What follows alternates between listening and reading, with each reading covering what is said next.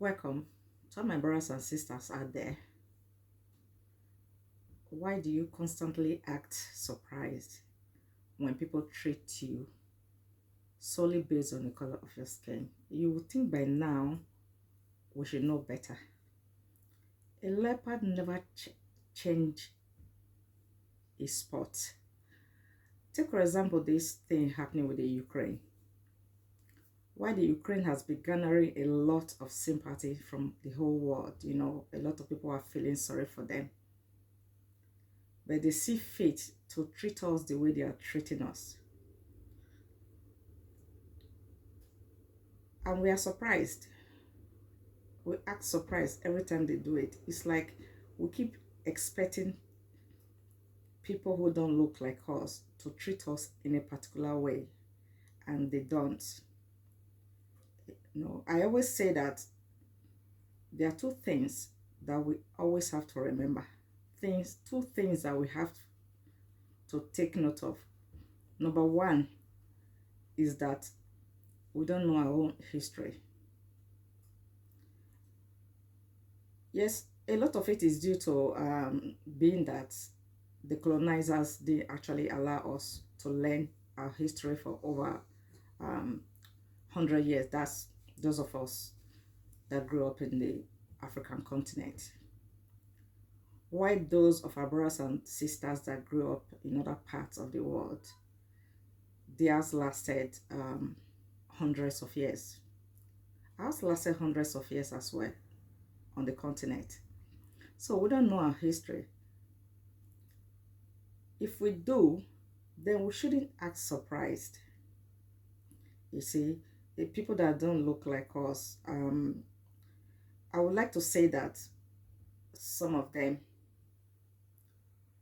would like us gone from this continent. I mean, from this world. I'm sure it's not everyone, but it's looking as if it's a majority of them. Because no matter where you go in this world, as long as you are melanated, this is how you get treated. So we shouldn't be expecting that people will change the way they behave now. I don't think it's going to happen.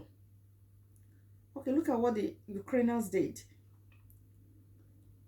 While lots of people are feeling sorry for the Ukrainians, it's okay for them to treat black people as trash. There are lots of videos out there where they plainly tell people, okay, you can't enter this train, you can't enter this bus. It's only for white men and women and children. Even when they say this train is only for women and children, you can plainly see there are black women there, melanated women and children, some with infants, some with babies. But when they say children and women, they do not include people that have my skin color, because we are invisible. You see, we are invisible. That's how a lot of them would like us to be, invisible. And it's about time that we started thinking that. So don't act surprised. So some of them are saying that it's not really the Ukrainian people as such, it's their officials. Yes, those are the people that are in control in that land. So that shows us something. They don't want us, but they want a men to come and fight for them. That's not going to happen. That's not going to happen. And men as sons cannot fight for you because you do not see us as humans. You haven't showed that you are looking at us as if we are human beings. So how do you expect a men as sons to come and fight for you? Just forget it. It's not happening. And by the way, During the First World War and the Second World War, a lot of black men fought for the different countries that had colonized them. So a lot of West Africans and East Africans, they fought for these European countries. How many of us are aware of this? How many of us are aware that there were lots and lots of black men that fought bravely for that war? But each time they are doing Remembrance Days in the United Kingdom, for example, have you ever heard any mention of that? I mean, are those black men remembered? They fought bravely. They gave their blood. They died defending European nations. So not even to acknowledge them that they did this, they get no acknowledgement that they even fought for this war. That's been a long time, but nothing has really changed. Nothing has changed. If you really want to see what they think about us, go and listen to these conferences, the various conferences they have about population. And when they talk about the African continent and the population, look at what they are saying. Listen to what they are saying. So even though that continent is massive, if you look at the population density of the nations on the African continent, and you look at the population density of European cities, there's more density in Europe. There are lots more people crammed into these smaller spaces. Yet, when they are talking about how many people they want to be living in different countries, for some really interesting reason, it's only the African continent nations who they see as needing to reduce their population. Why is that? Why is that? I mean, the African nations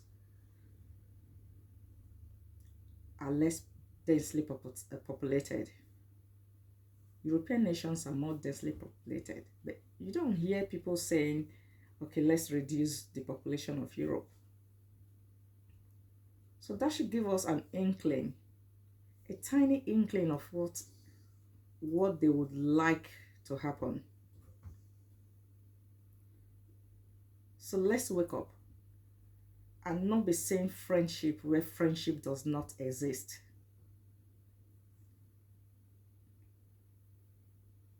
It would be nice. It would be really good if we could all see one another as brothers and sisters in the world. But it hasn't happened. It hasn't happened over and over and over again. You know, our fathers, our sons, our brothers,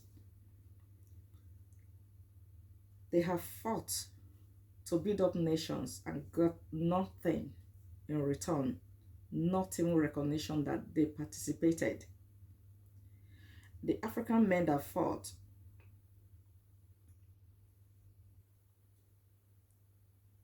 for lots of European nations in the Second World War, they are still waiting for the money they were promised will be given to them, their salary. They are still waiting for it. Remember when the Second World War took place, but they are still waiting for that payment. So as they beat their drums once again for war, as they beat their drum for war, they are already speaking about how black men, how our husbands, our brothers, our fathers need to put themselves again on the line, when the ones that did it in the Second World War are still waiting So I thought I would put my 2 cents. I thought I would just put my 2 cents because let's stop kidding ourselves. Let's stop kidding ourselves. I have white friends, yes. I have white friends, but I don't kid myself that majority of them see me as someone that has been created by the Most High God. Someone that they put on this earth for a reason. I don't kid myself that they see me that way because they don't. Over and over and over again, I have experienced it. I live amongst them. Well, I'm sure that there are some good ones among them. Maybe like this. So brothers and sisters, let's open our eyes. Let's shine our eyes. Enough is enough. My mother used to tell me when I was growing up that a child that does not know the eyes others use in looking at him or her is not a child. Also, when I was growing up, my great-grandmother told me that there's nothing new under the sun. There's nothing new. They've done it before and they'll continue to do it. So let's not act surprised. Okay? And as we enter this period in the history of the world, where they are beating their war drum again, there's the COVID-19 catastrophe and the lockdown catastrophe that hasn't been sorted out. You know, we are not even felt the impact, the full impact yet. Then there's the dollar, the problem with the dollar that's crashing. Then we have the food shortages, the supply shortages that are pending. So all these things are going to bring out in people, you know, it's going to bring, even in good times, we all know how they treat us. In good times, we saw the way they treat us. So as they enter this new age, let us be prepared wherever we are. Let us be prepared and do what we need to do. So have a great day.